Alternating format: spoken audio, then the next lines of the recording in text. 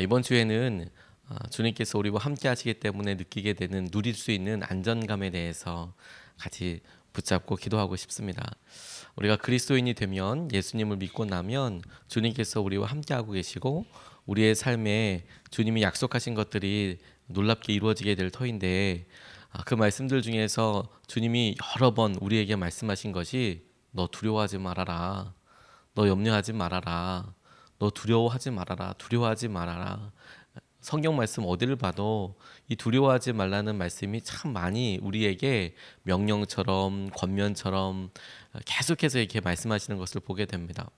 이 두려움은 우리의 삶의 본능처럼 자연적으로 느껴지는 어떤 감정처럼 우리가 무슨 일을 할 때나 어떤 일상적인 일을 하다가도 불현듯 드는 그런 마음이라는 것을 우리가 여러 번 경험할 수 있었습니다.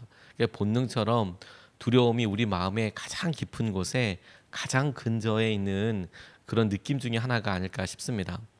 그런데 이 두려움을 우리가 해결하지 않는 한 어떠한 큰 일을 우리에게 허락된다고 하더라도 이게 축복으로 여겨지지가 않게 되는 것 같습니다.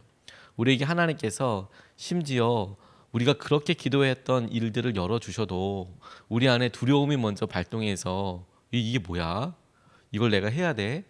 이거 혹시 더 어려워지는 거 아니야? 이런 생각들에 매여 있다 보면 하나님께서 하시는 일인지 아니면 이게 내 안의 시험인지 도무지 불안해서 축복으로 누리지 못하게 되는 일들이 참 많더라는 것이죠. 주님을 믿고 따르는 사람에게 허락하신 놀라운 축복이 주님께서 우리와 함께 해주신다는 거, 지켜주신다는 거, 이거라고 한다면 오늘 하나님께서 잠언을 통해서 우리에게 하시는 말씀을 오늘 한 주 동안에 주님께서 우리에게 주시는 약속으로 우리가 좀 붙잡고 같이 기도하고 싶습니다. 첫 번째로 붙잡은 것은 무엇이냐면 말씀에 순종하는 것이 먼저다라는 것입니다. 19절부터 21절까지 말씀을 보면 여호와께서는 지혜로 땅에 터를 놓으셨으며 명철로 하늘을 견고히 세우셨고 그의 지식으로 깊은 바다를 갈라지게 하셨으며 공중에서 이슬이 내리게 하셨느니라. 내 아들아 완전한 지혜와 근신을 지키고 이것들이 내 눈앞에서 떠나지 말게 하라 라고 말씀하셨습니다. 말씀을 지혜와 근신을 지키고 내 눈앞에서 떠나지 말게 하라 이렇게 주목하고 계시는 것을 함께 좀 붙잡았으면 좋겠습니다. 우리와 함께 하시는 하나님을 경험하기 위해서 우리가 당신께서 하신 말씀, 주님께서 하신 말씀에 대한 순종이 우리에게 너무도 필요한 조건인 것을 알게 됩니다.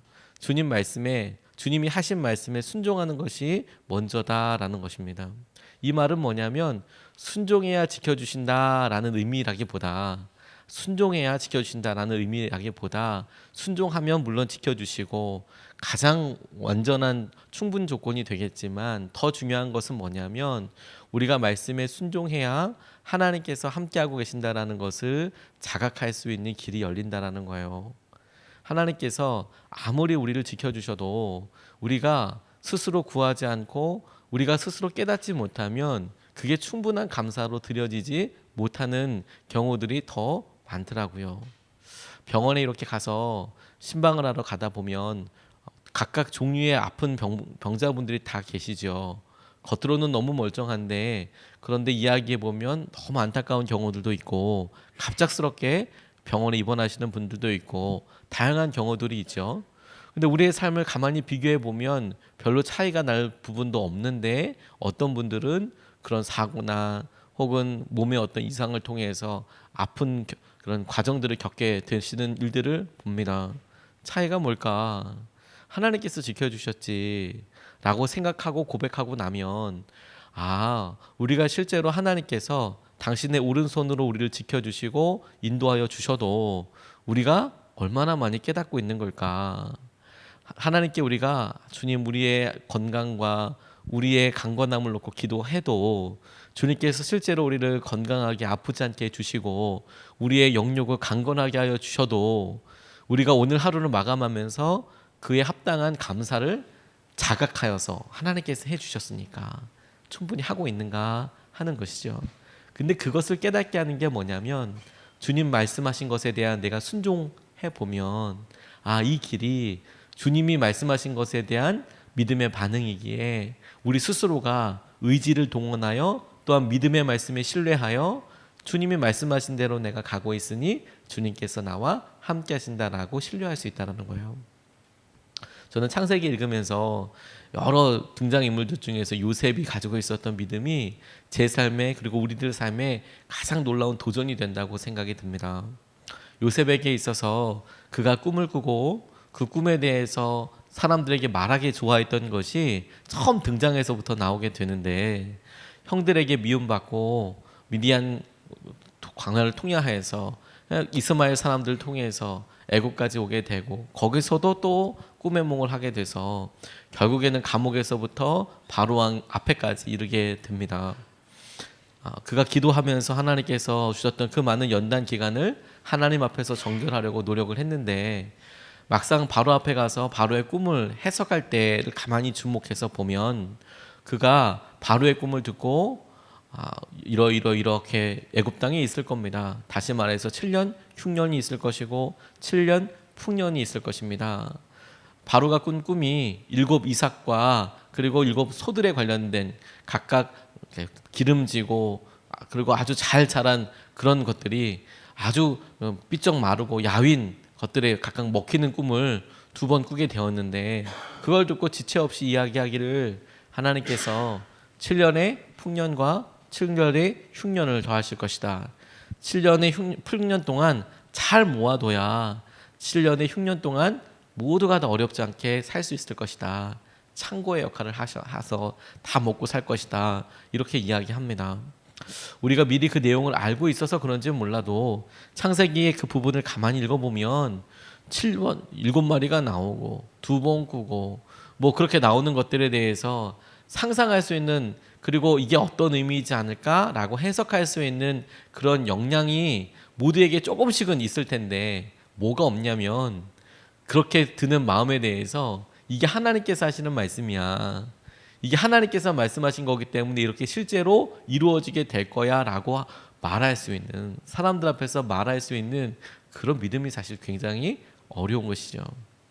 하나님이 말씀하셨어도 이거 하나님께서 말씀하신 것이야. 그런데 말입니다, 그렇게 의지하고 그가 말했을 때 진짜 믿음은 거기서부터 나오는 거예요. 뭐냐?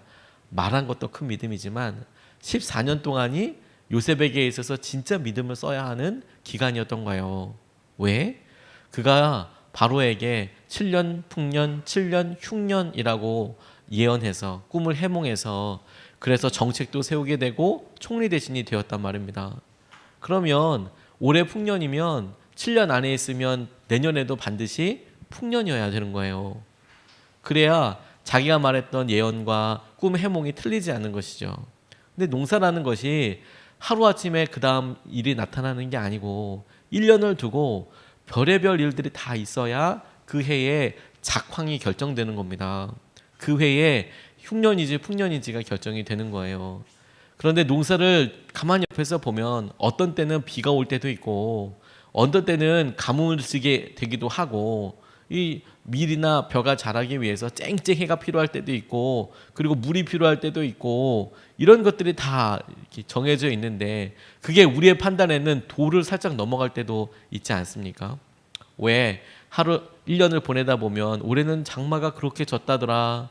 그런데도 풍년이라 그런 날이 있고 해가 있고, 어떤 때는 이거 가물어서 어떡하냐 이렇게 얘기했는데도 가을쯤 돼서 이거 올해는 그래도 풍년이었다라고 이야기하는 그런 해가 있지 않습니까? 우리가 보기에 농사의 일은 정말 안 좋아, 나쁜 영향력을 가지고 있어, 이랬음에도 불구하고 풍년이 되는 경우도 있고 흉년이 되는 경우들도 있거든요. 거꾸로의 경우도. 그러니까 요셉이 올해는 풍년입니다 라고 7년 동안 풍년입니다 라고 이야기했지만 실제로 매년마다 이 가을이 가까울 때마다 그의 마음이 하나님의 말씀에 온전히 의지한 상태가 아니면 정말로 힘든 마음이 되는 것이죠. 정말로 힘든 마음이 되는 것이죠. 믿음이 아니게 되는 거예요. 그 7년 지나고 흉년으로 바뀔 때를 생각해 보십시오. 내년은 반드시 흉년이다. 그러면 전조가 겨울서부터 있어서 아주 올해는 안 좋을 거야 라는 그런 느낌이 드는 게 아니고, 똑같은 해가 뜨고 똑같은 날이 지나되다가 너무도 좋고 선선한 날이 농사에 딱 필요한 날이 되다가 이게 흉년으로 바뀐다고 생각해 보세요. 이게 날마다 보통 믿음이 아닌 거예요. 하나님께서 믿게 하시는 거. 말씀이 먼저다라고 이야기하는 이유는 뭐냐면 주님께서 주시는 지혜와 명철을 의지하고 말씀에 기대해서 의지하여서 살라고 하시는 말씀은 우리 가운데 하나님께서 이미 지키고 계시는데 우리가 말씀대로 순종하는 것을 통해서 하나님께서 내게 약속하시고 말씀하신 그 은혜를 지키시는 분이시지, 그걸 신뢰하도록 하는데 하나님께서 우리에게 안정감을 주셨다라는 거예요. 순종이 먼저이다. 하나님께서 우리에게 주시는 말씀에 대하여 우리가 먼저 순종해 보고 우리가 그 말씀에 의지하는 것이 안전한 삶을 위한 최고의 것이다 라는 것입니다. 두 번째로 주목하게 된 것은 우리가 안전하다, 우리가 안전합니다 라는 것입니다. 그렇게 말씀을 순종하는 사람들에게 하나님께서 주신 약속이 뭐냐면 23절로 26절까지 말씀에 네가 네 길을 평안히 행하겠고 네 발이 거치지 아니하겠으며 네가 누울 때에 두려워하지 아니하겠고 네가 누운즉 네 잠이 달리로다. 너는 갑작스러운 두려움도 악인에게 닥치는 멸망도 두려워하지 말라. 대저 여호와는 네가 의지할 이시니라. 네 발을 지켜 걸리지 않게 하시리라. 이렇게 이야기하고 계세요. 24시간 동행한다는 것의 시작은 우리가 말씀에 순종할 때 하나님께서 나와 그 말씀을 지켜주시는 분이시지에서 신뢰에 들어갔지만 하나님께서 우리에게 구체적으로 말씀하신 약속의 내용으로도 우리가 신뢰와 은혜와 평안과 안전감을 누릴 수가 있어요. 아이들이 엄마를 이렇게 봅니다. 그리고 핑긋 웃어주고 자기 일을 하죠. 그리고 다시 놀다가 엄마를 봅니다.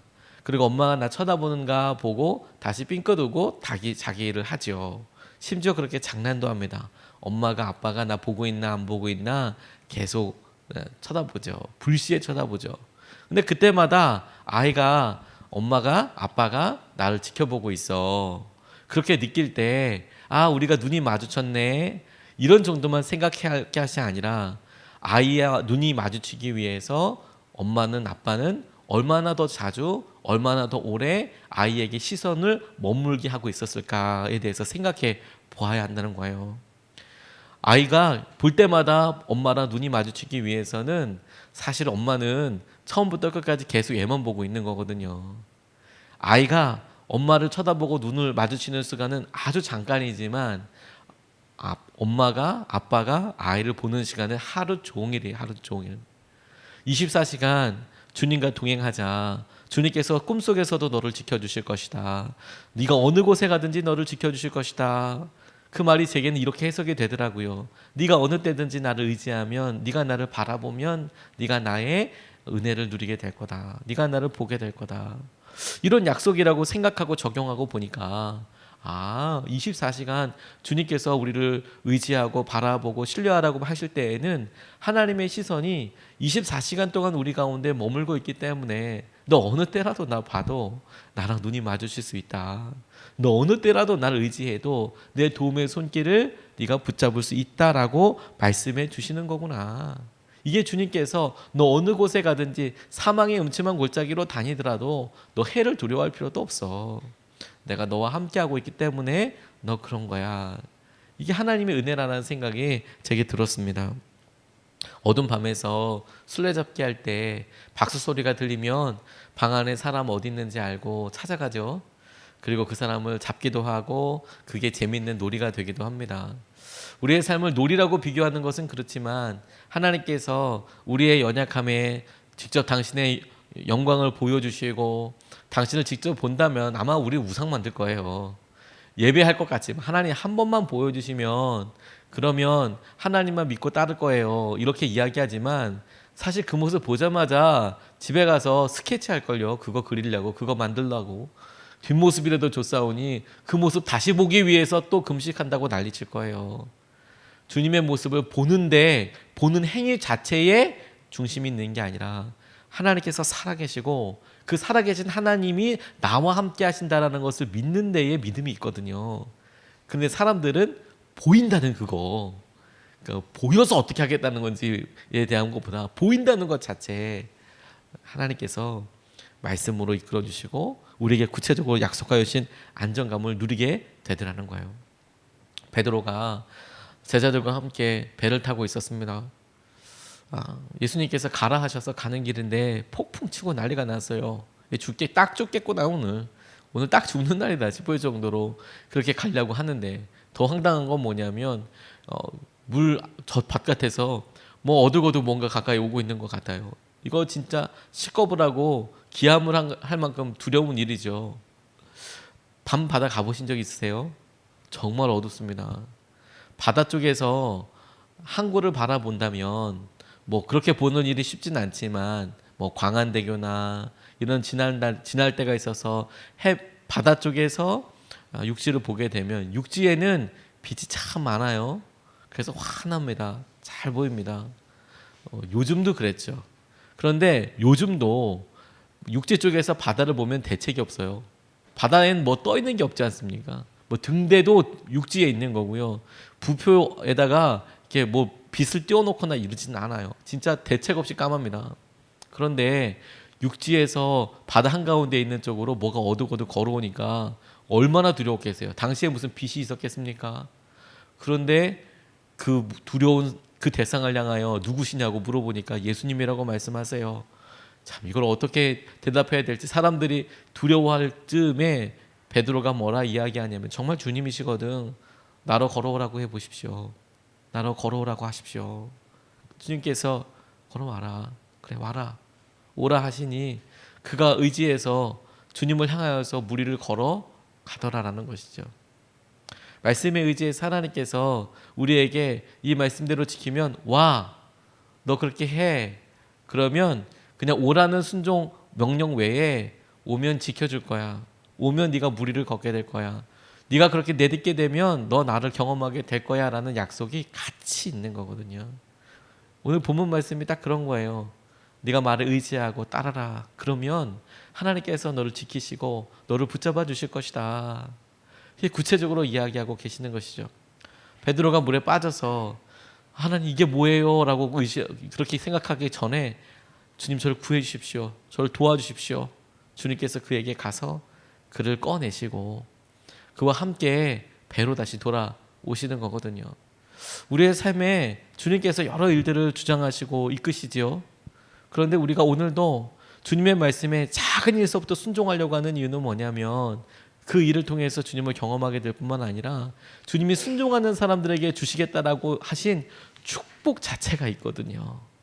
축복 자체가 내가 내 길을 평안히 해가겠고 네 발이 거치지 아니하겠으며 네가 누울 때에 두려워하지 아니하겠고 네가 누운 듯 네 잠이 달 것이고 너는 갑작스러운 두려움도 악인에게 닥치는 멸망도 두려워할 필요도 없고 왜냐하면 여호와께서 네가 의지할 이시고 네 발을 지켜 걸리지 않게 하실 것이기 때문에 하나님 이 일이 내게 일어날 것이기 때문에 오늘 우리가 주님 말씀에 의지하고 순종하며 나아갈 때 주님을 깨닫게 되고 인식하고 자각하게 되는 것뿐만 아니라 주님께서 약속해 주신 말씀이 우리 가운데 진짜로 실제로 일어나게 될 것을 우리가 단순하게 믿기 때문에 우리가 주님 안에서 안전합니다.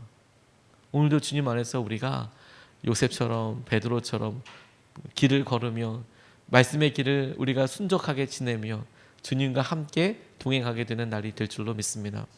오늘 두 가지 말씀을 같이 나눴습니다. 첫 번째로 말씀에 먼저 순종하는 것이 먼저이다. 이유가 뭐냐면 순종해야 지켜주신다. 이 말도 100% 맞는 말이지만 순종하면 그러면 지켜주시는 것보다 더 놀라운 게 뭐냐면 주님께서 우리와 함께 하신다는 것을 우리가 경험하게 될 거다. 스스로 깨닫게 될 것이다. 두 번째, 주님께서 그렇게 말씀하시면 그 말씀이 실제로 이루어져서 우리가 안전한 삶을 살게 될 것이다. 주님과 의지해서 두려워하지 않아도 된다. 하나님 지켜주실 테니까. 하나님께서 오늘도 우리의 삶과 우리의 자녀들, 우리의 사랑하는 이들을 지켜주실 테니까 주님 안에서 안정감과 은혜를 누리게 하여 주십시오. 우리가 이것을 붙잡고 두 번 나눠서 같이 기도하겠습니다. 첫 번째 이렇게 기도하고 싶습니다. 말씀에 온전히 순종하게 하소서. 주님께서 오늘 우리에게 뭐 재산을 다 팔아서 아프가니스탄이나 중동 쪽으로 아프리카 쪽으로 선교를 가라 이렇게 말씀은 안 하실 겁니다. 하실 수도 있지만 그런데 아주 작게는 말씀하실 수 있습니다. 너 오늘 말씀을 한번 읽어보지 그러냐? 너 오늘 아이들에게 축복하지 그러냐? 너 오늘 남편에게 아내에게 전화라도 한번 해보지 그러냐? 사랑한다고 고백해보지 그러냐? 아주 작은 일들을 말씀하실 거예요. 내 말씀에 온전히 순종하게 될 때 하나님께서 오늘 우리 가운데 행하시는 은혜를 우리가 좀 누리게 해주십시오. 주의 말씀에 순종해서 그 말씀을 따라서 인도하시는 주님을 우리가 깨닫게 해주시고 누리게 해주십시오. 말씀에 순종하는 삶을 살도록 이 시간에 먼저 첫 번째로 같이 기도하시겠습니다.